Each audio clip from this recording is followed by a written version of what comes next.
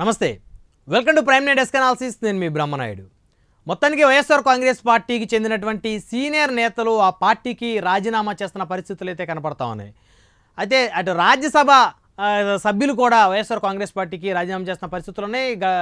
గతంలో కనుక చూస్తే ఇద్దరు రాజ్యసభ సభ్యులు పార్టీకి రాజీనామా చేశారు, రాజ్యసభ సభ్యత్వానికి రాజీనామా చేశారు. బీదా మస్తాన్, అదేవిధంగా మోపిదేవి వెంకటరమణ. అయితే తాజాగా ఆర్ కృష్ణయ్య, బీసీ ఉద్యమ నాయకుడిగా రెండు తెలుగు రాష్ట్రాల్లో పేరున్నటువంటి ఆర్ కృష్ణ సైతం వైఎస్ఆర్ కాంగ్రెస్ పార్టీకి అదేవిధంగా రాజ్యసభ సభ్యత్వానికి రాజీనామా చేశారు. 2022వ సంవత్సరంలో వైఎస్ఆర్ కాంగ్రెస్ పార్టీ అధినేత జగన్మోహన్ రెడ్డి ఆర్ కృష్ణయ్యను రాజ్యసభకు పంపించారు. అయితే ఆయన గతంలో ఉమ్మడి ఆంధ్రప్రదేశ్లో సైతం కూడా బీసీల హక్కుల కోసం పోరాడినటువంటి నేతగా ఆర్ కృష్ణయ్యకి అయితే రెండు తెలుగు రాష్ట్రాల్లో మంచి పేరు గుర్తింపు ఉందని చెప్పుకోవచ్చు.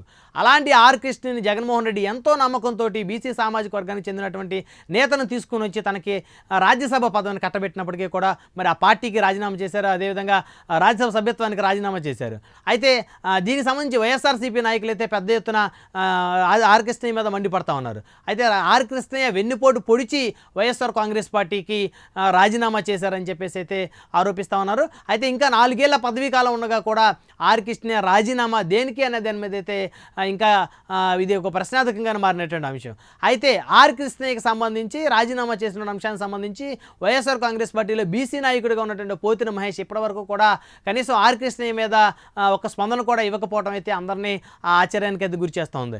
గతంలో పోతిన వెంకట మహేష్ ఎవరైతే ఉన్నారో జనసేన పార్టీలో ఆయన ఉన్నప్పుడు అటు కాపు ఉద్యమ నాయకుడిగా పేరున్నటువంటి ముద్రగడ పద్మనాభం మీద పొద్దున్న లేస్తే ముద్రగడ మీద విరుచుకుపడినటువంటి పరిస్థితి ఉంది. అయితే ముద్రగడ పద్మనాభం జనసేన పార్టీకి సంబంధించి జనసేన నాయకుడిని సంబంధించి ఎక్కడైనా ఒక వివాదాస్పదమైన వ్యాఖ్య చేసినప్పటికీ కూడా పోతిన మహేష్ ప్రెస్ మీట్ పెట్టి మరి కూడా ముద్రగడ పద్మనాభాన్ని తిట్టడంలో పోటీ పడిన పరిస్థితి ఉంది. అయితే ఇప్పుడు తన సామాజిక వర్గానికి చెందినటువంటి బీసీ సామాజిక వర్గానికి చెందినటువంటి ఆర్ కృష్ణయ్య సాక్షాత్తు జగన్మోహన్ రెడ్డి నమ్మకాన్ని నట్టేట ముంచి ఆయన 4 ఏళ్ల పదవి ఉండగా కూడా రాజీనామా చేసి వెళ్తున్నటువంటి క్రమంలో కనీసం ఆర్ కృష్ణయ్యని పోతిన మహేష్ ఒక్క మాట కూడా మాట్లాడినటువంటి పరిస్థితులు అయితే ఉన్నాయి అందరినీ కూడా ఆశ్చర్యాన్ని గురి చేస్తుందని చెప్పొచ్చు. ఎందుకంటే ఆర్ కృష్ణయ్యతో పాటు బీసీ ఉద్యమాల్లో పోతిన మహేష్ కూడా గతంలో కీలకంగా వ్యవహరించారు.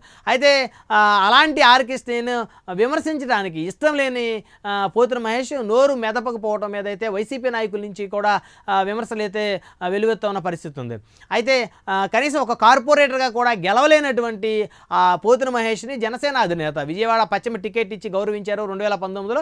అదేవిధంగా విజయవాడ నగరానికి సాక్షాత్తు జనసేన పార్టీ తరపు నుంచి నగరాధ్యక్షుడిని చేసినటువంటి ఘనత జనసేన అధినేత పవన్ కళ్యాణ్ అని చెప్పుకోవచ్చు. సో జనసేన పార్టీ ఆయనకి టికెట్ ఇచ్చి నగరాధ్యక్షుడిగా ప్రోత్సహించడం వల్ల పోతిన మహేష్ రాష్ట్ర వ్యాప్తంగా గుర్తింపు పొందారని చెప్పుకోవచ్చు. అలాంటి పోతిన మహేష్ జనసేన అధినేతను నిత్యం కూడా విమర్శిస్తున్న పరిస్థితి ఉంది. అటు విజయవాడ వరద బాధితులకు సంబంధించి జనసేన అధినేత దాదాపు 5 కోట్ల రూపాయలు అంటే 4 కోట్ల రూపాయలు 400 పంచాయతీలకి కేటాయిస్తే ₹1 కోటి ఆంధ్రప్రదేశ్ రాష్ట్ర ముఖ్యమంత్రి సహాయ నిధికి ఇచ్చారు. సో అలాంటి జనసేన అధినేతను నిత్యం విమర్శించడమే పనిగా పెట్టుకున్నటువంటి పోతిన మహేష్ ఎందుకు ఆర్ కృష్ణయ్యని విమర్శించట్లేదు అనేటువంటి ఒక వాదన కూడా అదే పార్టీకి సంబంధించినటువంటి నాయకులు కూడా వినిపిస్తూ ఉన్న పరిస్థితి ఉంది.